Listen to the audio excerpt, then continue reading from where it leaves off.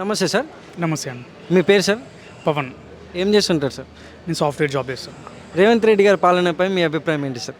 యాక్చువల్గా రేవంత్ రెడ్డి పాలన అంటే అతను పాలన స్టార్ట్ అయ్యి 1 ఇయర్ అంతా నమ్మబుద్ధి అయితే లేదు. అంటే మేము ఇప్పుడు బేసిక్గా ఇన్ని చేంజెస్ వచ్చినాయని మనకు అర్థమైపోతుంది కదా, 1 ఇయర్లో ఇన్ని చేంజెస్ వచ్చినాయని.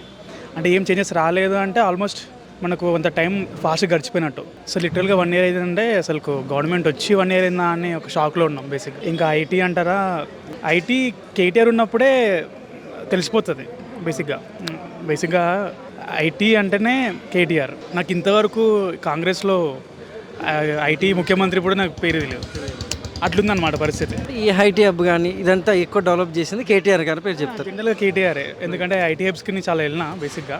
కేటీఆర్ పెట్టిన ఐటీ హబ్స్కి ఇంతవరకు 1 ఇయర్ నుంచి బేసిక్గా ఐటీ హబ్స్కి చాలా తక్కువ, పెట్రోల్లో కూడా తెలియదు. సో నా ఉద్దేశంలో అయితే బేసిక్గా ఐటీ, ముఖ్యంగా ఐటీ పరంగా అయితే కేటీఆర్.